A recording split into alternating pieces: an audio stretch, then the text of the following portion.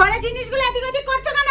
মা, ঘরের জিনিসগুলো অনেকদিন ধরে একই জায়গায় রয়েছে, তাই ভাবলাম একটু এইদিক ওইদিক করে দিই। কান খুলে শোনা নাও বৌমা, তোমাকে আগেও বলেছি আবার বলছি, আমি এই বাড়ির মালিক, আমাকে জিজ্ঞাসা না করে কিছু করবে না, মনে থাকে জানো। বাড়িতে কেউ আছো গো? আমাকে দুটো ভিক্ষা দাও না। শাশুড়ি মা এখনো ঘুম থেকে ওঠেনি, তাই আমি কিছু দিতে পারবো না, আপনি এখন আসুন। বৌমা, তোমার মতো কি কোনোদিনও শিক্ষা দীক্ষা হবে না? আমাকে জিজ্ঞাসা না করে তুমি ওকে মানা করলা কি করে? মানা করতে হলে আমি করব। এই কিছু হবে না, চলে যাও।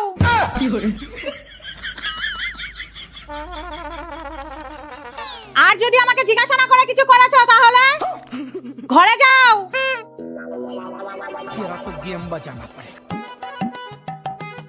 মা, ঘরটা খুব নোংরা হয়েছে, একটু ঝাড় দিয়ে দেবো? দিয়ে দাও।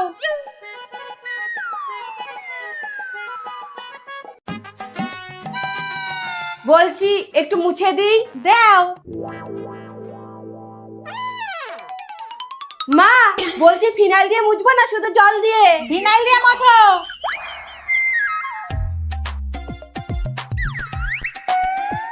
মা, আজকে কি রান্না করব? ভাত, ডাল আর ডিমের তরকারি করো। মা, বলছি ভাত বসানোর আগে চাল ধুয়ে নেব? আরে বাবা, ভাত কি প্রথম রান্না করছো? না, আপনিই তো বলেছিলেন। চুপ, যাও ধুয়ে নাও গা। দূর ছাতা, এই গরমের মধ্যে পাখাটাও চলছে না। বৌমা, স্কুল ডাবাটা একটু দাও তো।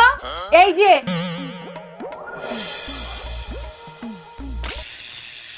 এ কি মা, আপনার কি হলো? মা, এখন কি করি? যাই, মেন সুইচটা বন্ধ করে দিয়ে আসি। ও মা, মেন সুইচটা বন্ধ করে দেব? মা, কথা বলছেন না কেন? মেন সুইচটা বন্ধ করে দেব?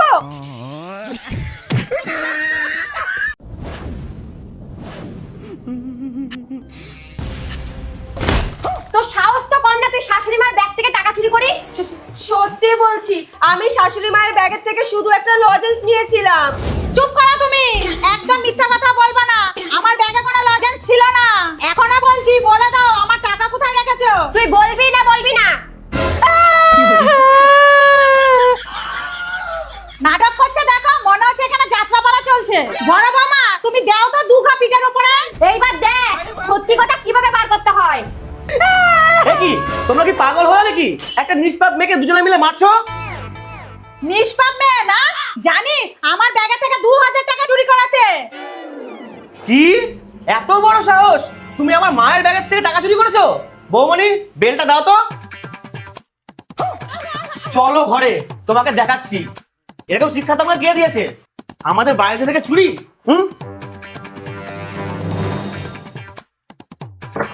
চলো।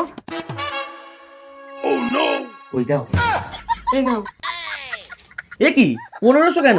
মাঝে বললো 2000। তোমার মা মিথ্যা কথা বলেছে, 1500 টাকাই ছিল। ঠিক আছে, এই দিয়েই ষষ্ঠী করে চলে আসতে পারবো। এখন চিল্লাও।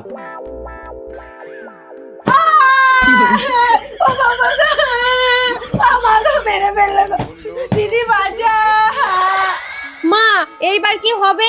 মাত্র 2000 টাকার জন্য মেয়েটাকে এইভাবে মারবে? আপনি কিছু করুন না। আসো আমার সাথে।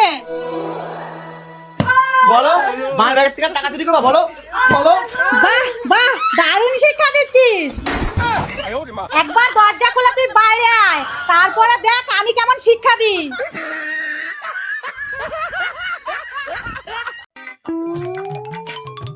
মা, বলছি কি এবার ষষ্ঠীতে কিন্তু আমি বাপের বাড়িতে যাব। প্রত্যেক বছর ষষ্ঠীতে যাওয়ার কি দরকার গো?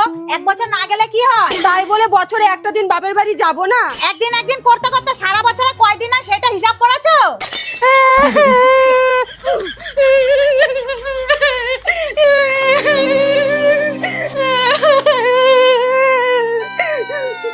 আরে আবার কান্নাকাটি করে? আরে কি হয়েছে সেটা বলবা তো। কি হয়নি সেটা বলো। তোমার মা আমাকে ষষ্ঠীতে যেতে মানা করছে। আরে বাবা, এক বছর না গেলে কি হয়? কি হয় না? নিজে তো সব সময় মায়ের আঁচলের তলায় ঘুরঘুর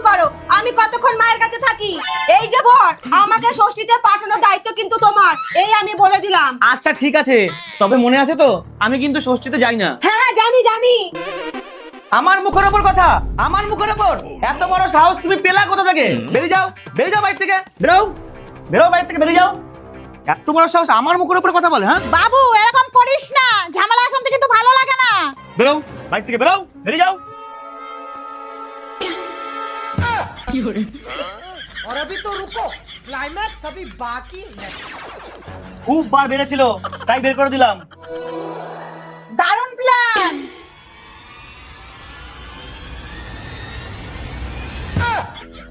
মানে বাপের বাড়িতে অনেকদিন যাই না তো, তাই ভাবলাম ষষ্ঠীতে একটু ঘুরে আসি। আর এই পুরো প্ল্যানটা আমার আর বৌমার। বুঝলাম না। শোন, মা আপনার ছেলে মনে হয় এবার ষষ্ঠীতে আমাকে বাপের বাড়িতে যেতে দেবে না। কি করে যাই বলুন তো? একটা উপায় আছে, সিম্পেথি জিততে হবে। কিভাবে? তুমি আমার সাথে ঝগড়া করে ওর কাছে গিয়ে কাঁদবা, ব্যাস। তারপরে দেখবা ওই তোমাকে ঠিক বের করে দিয়েছে। তারপরে আমিও বাপের বাড়ি যাব, অনেকদিন যাই না, বুঝলা? কি বলছেন মা? আর হ্যাঁ, ও তো কোনোদিন ষষ্ঠীতে তোমার বাপের বাড়ি যায়নি। এবার দেখবা তোমার পেছন পেছন ঢুকবে, বুঝলি? আমি থেকে কি করব? আমিও চলে যাই। আপনি তো জানতেন আমি বাবার একমাত্র মেয়ে, আমাকে রান্না করা তো দূরে থাক, কোনোদিন রান্নাঘরে ঢুকতে দেয়নি। তাও প্রত্যেকদিন কেন আমার পেছনে পড়ে থাকেন? খাবারে নুন কম হয়েছে, ঝাল বেশি হয়েছে। আরে খেতে না পারলে নিজে রান্না করে খাবেন, আবার কিছু বললেই নাকে কাঁদবেন। বাহ বৌমা, গানটা তো দারুণ, শুনলেই চোখে জল চলে আসে। এই রকম গান আরো আছে, শুনবেন? না না আর না, তুমি গিয়ে আমার বিয়া কুমড়া ছক্কাটা রান্না করে ফেলো। আর হ্যাঁ, রান্না যদি ঠিক না হয় তাহলে উফ, হে ভগবান, এই কুটনি শাশুড়িটাকে আমার কপালে জোটাতে হলো। আরে আমি তো ইউটিউব দেখে রান্না করি, সেখানে তো আর নুন ঝালের পরিমাণ বলে দেয় না, শুধু বলে স্বাদ মতো দেবেন। এখানে আমার কি দোষ? কুমড়োর ছক্কা কিভাবে রান্না করব? যা, ফোনে তো চার্জ নেই। না, একটু চার্জ দিয়ে নি। হ্যাঁ, এখন তো এইটারই দরকার ছিল, কাটা জায়গায় ঘামের ফোঁটা দিতে হবে না। এখন কি করি? কুমড়োর ছক্কা কিভাবে বানাবো? না, আগে কুমড়োটাকে কাটা শুরু করি, এর মধ্যে যদি কারেন্ট আসবে, না হলে আমি আমার মতো করে বানাবো।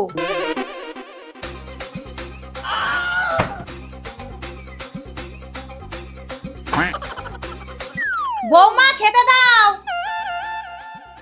কিরে বাবু, খেতে আয়। আজকে শুনলাম কুমড়োর ছক্কা হয়েছে, তাড়াতাড়ি দাও। বাহ বৌমা, পাখাটা চালিয়ে দাও। এখন আসলি কেন? এই গরমের মধ্যে খেতো। কি গো, খেতে দাও। এই তো দিচ্ছি, এই নাও তোমাদের ভাত। আর এই যে এর মধ্যে কুমড়োর ছক্কা আছে। মা, খেয়ে বলবেন কিন্তু কেমন হয়েছে।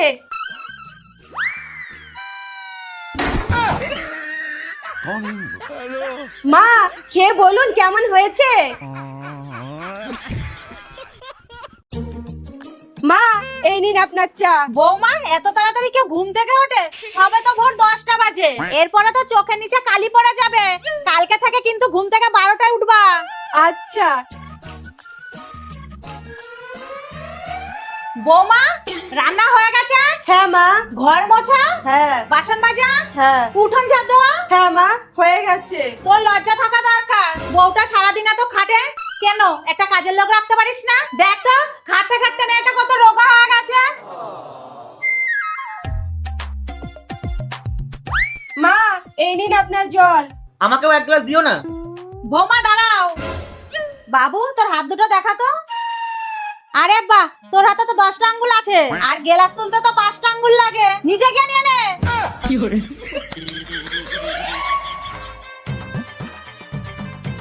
মা, এই নিন আপনার চা। দেখ, মহারানীর এখন সময় হয়েছে চা নিয়ে আসার। তুই বল, বেলা 7টার সময় কোন বাড়ির বউ ঘুম থেকে ওঠে? আর একটু পরেই তো খেয়ে আবার ঘুমাতে যাবে। কালকে থেকে ভোর 5টায় উঠবো।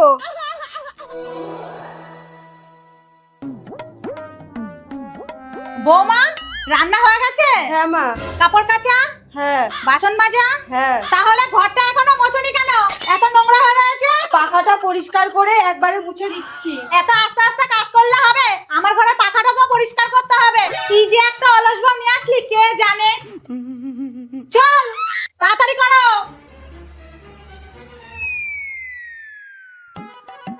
এই নিন মা আপনার জল। আমাকেও এক গ্লাস দিও তো। দাঁড়াও, তোমার হাত দুটো দেখাও দেখি। এ কি, তোমার হাতে তো 10টা আঙ্গুলই আছে, আর এক গিলাস তুলতে তো 5টা আঙ্গুল লাগে। তাহলে আরেক গিলাস জল আনতে কি কষ্ট হচ্ছিল? আনছি মা।